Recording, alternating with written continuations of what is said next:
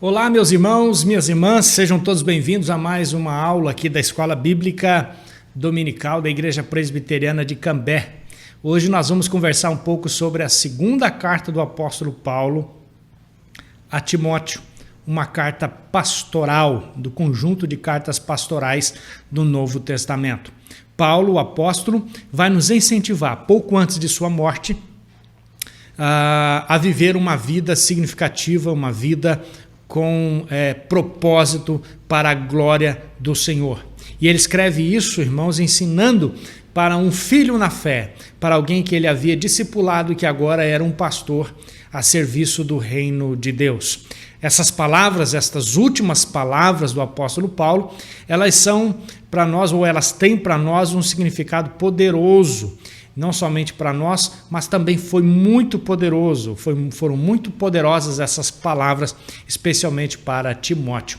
Imagine você recebendo uma carta de alguém que sabe que vai morrer e que está com o coração cheio de alegria, cheio de significado por saber que serviu ao Senhor. Vem comigo, vamos estudar um pouco sobre a carta, da segunda carta de Timóteo, escrita pelo apóstolo Paulo. Muito bem.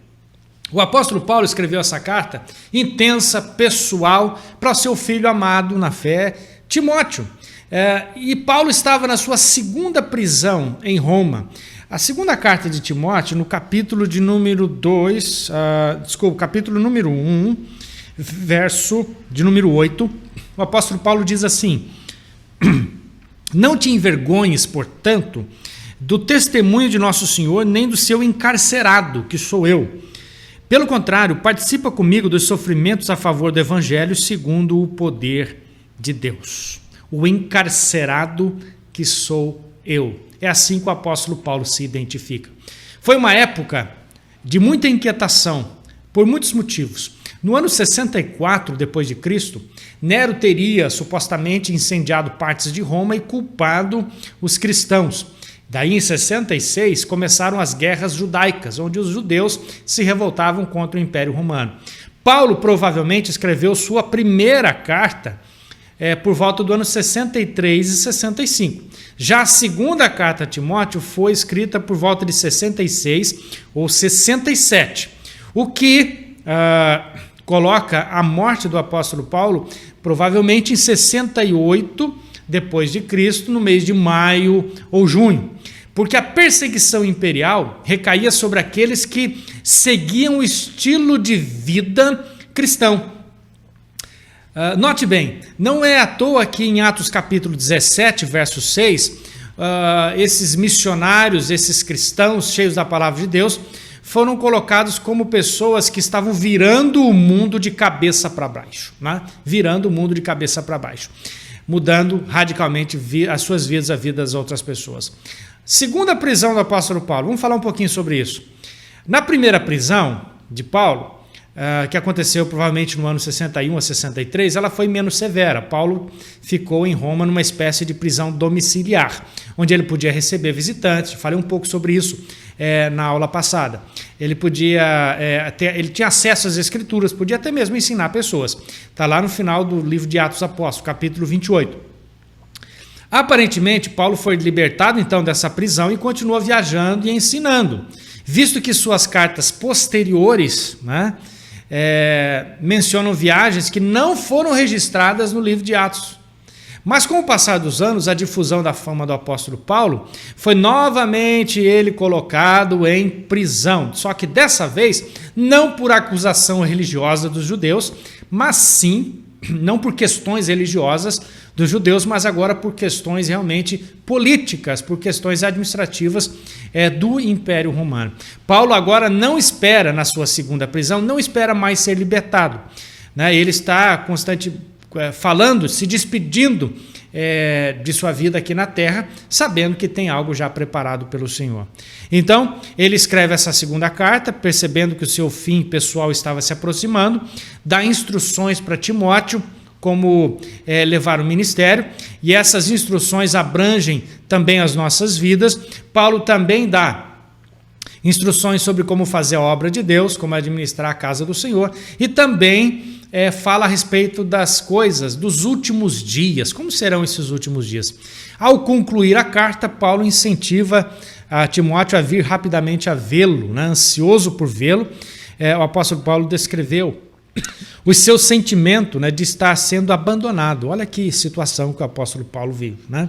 Explicou que em sua primeira defesa diante, né, do tribunal, ninguém ficou do lado dele, todos o abandonaram, né? Mas Paulo sabia que o Senhor estava com ele. 2 Timóteo capítulo 4, verso 6, o apóstolo Paulo diz assim: quanto a mim, estou já sendo oferecido, né, por libação, e o tempo da minha partida é chegado.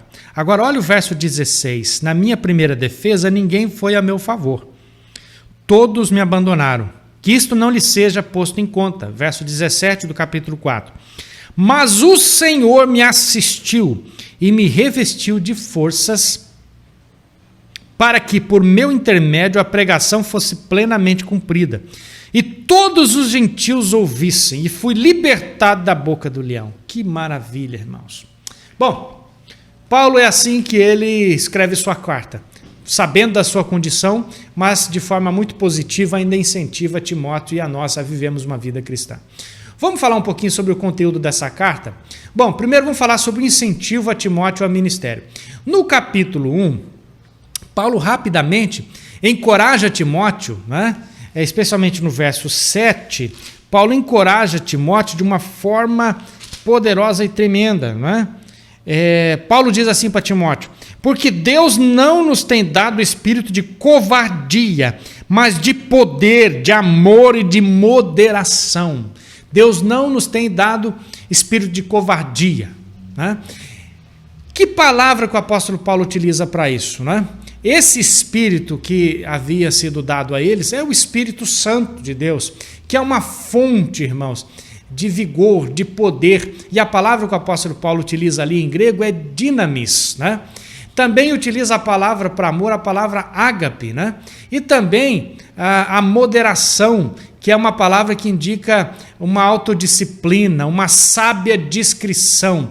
Então, o poder do Espírito Santo, o amor de Deus, né, e também a moderação eram as ferramentas que Timóteo devia usar em seu ministério.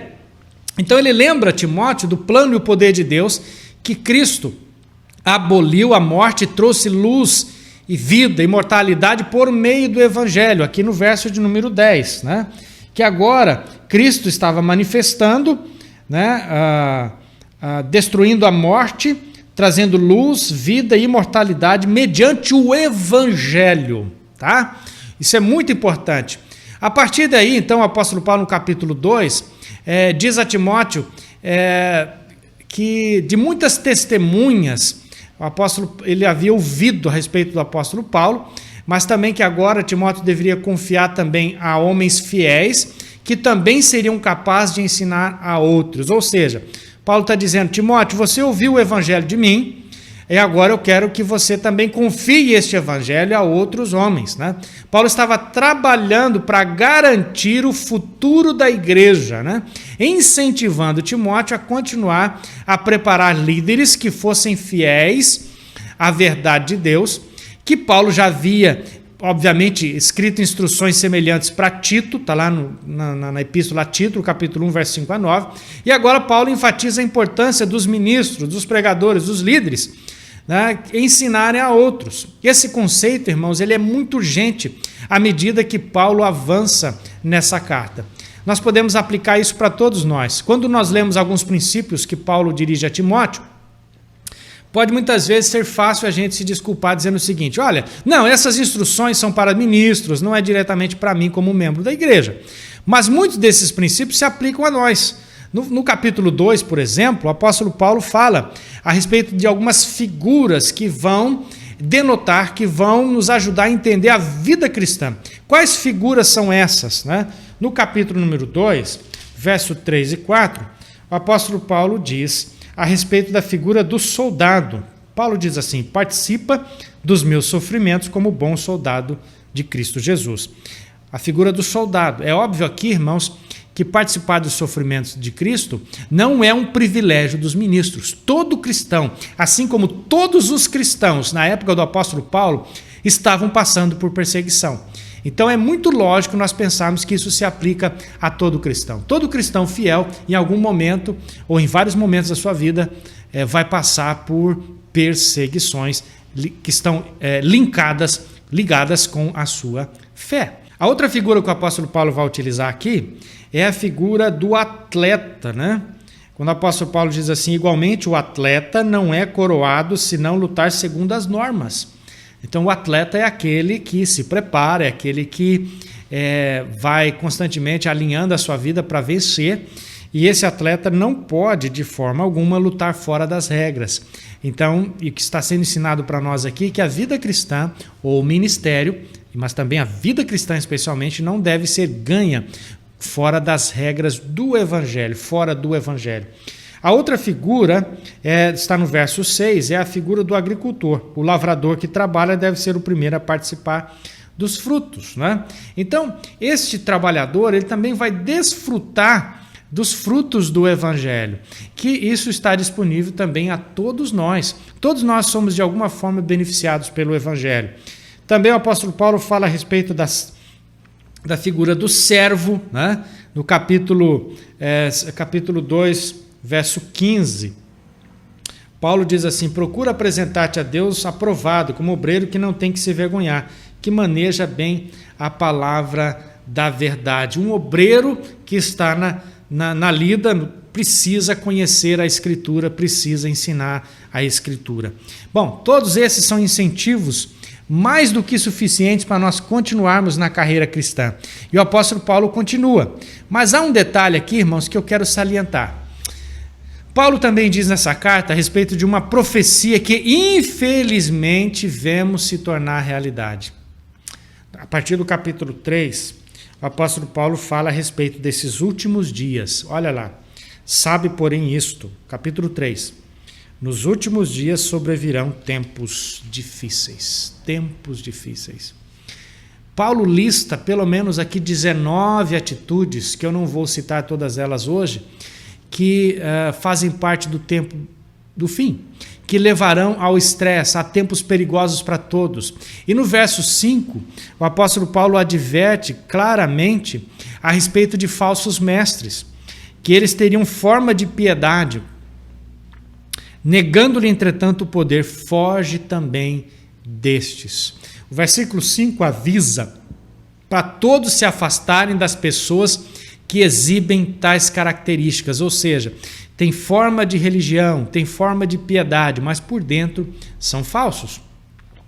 John Stott, irmãos, explica que neste parágrafo, Paulo se dirige 2 vezes a Timóteo com os mesmos 2 pequenos monossílabos, né, na língua grega, que vem no início dos versículos 10 e também no início do versículo 14, aqui do capítulo 3, que devem ser traduzidos: mas quanto a você, né? Mas quanto a você. Ou seja, meus irmãos e minhas irmãs,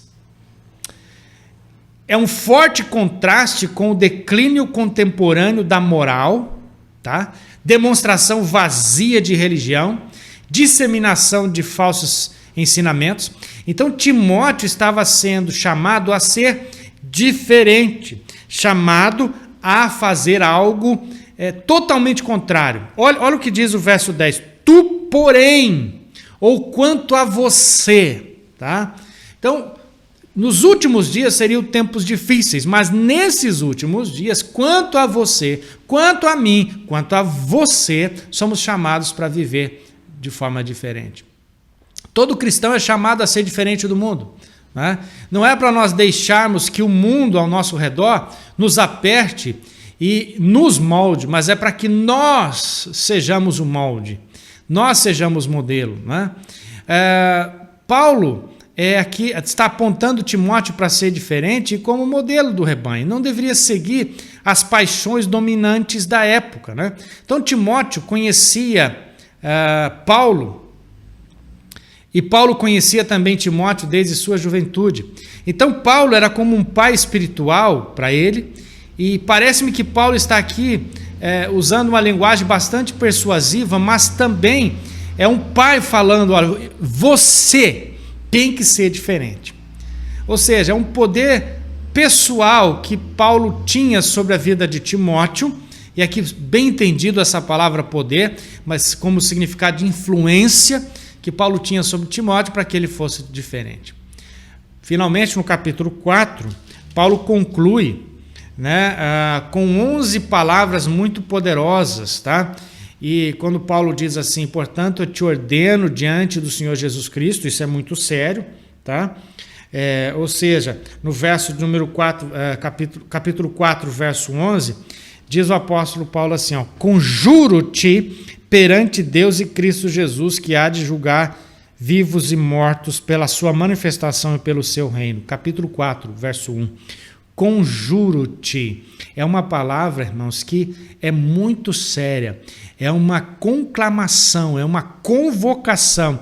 Em outras palavras, é um chacoalhão, uma palavra muito forte aqui que o apóstolo Paulo utiliza na língua grega para dizer para Timóteo: prega a palavra, Timóteo. Insta, quer seja oportuno, quer não.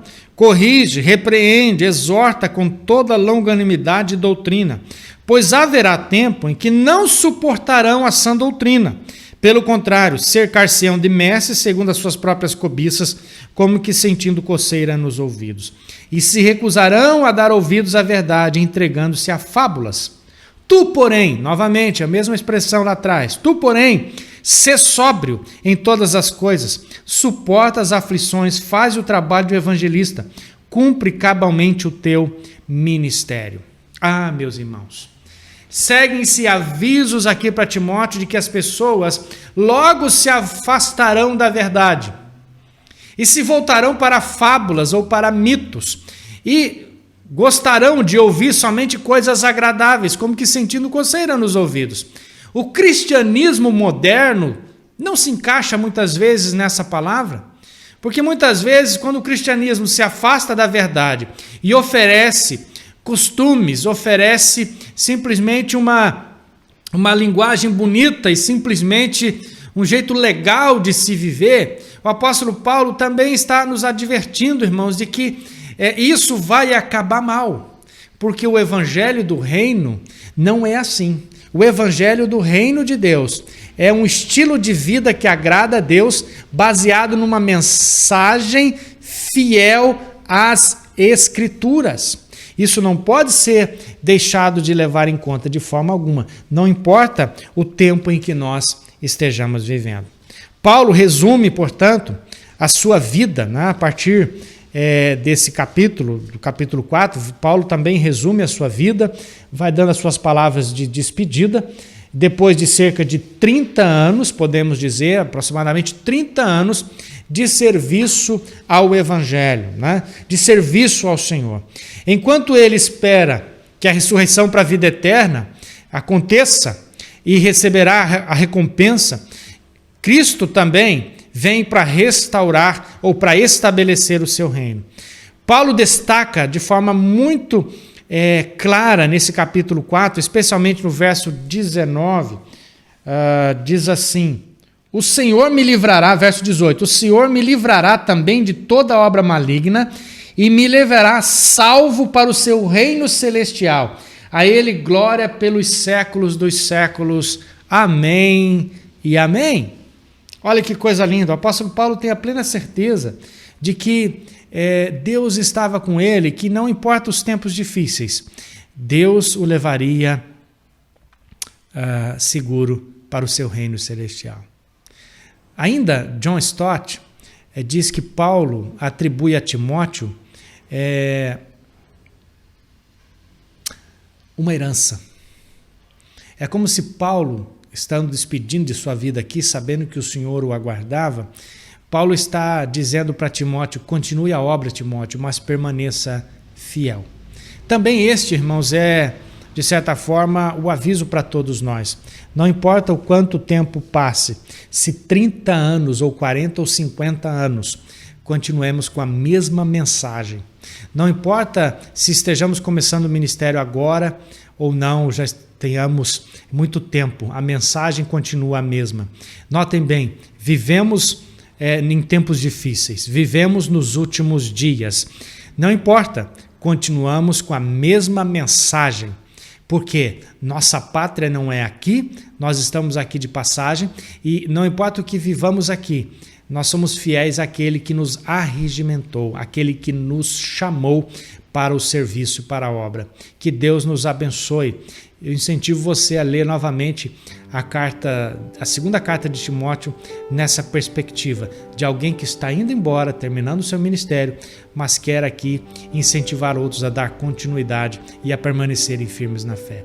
Que Deus te abençoe.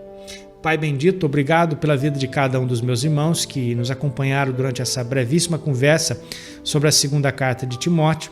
Que o Senhor os abençoe poderosamente nesta manhã e que eles fiquem com o Senhor.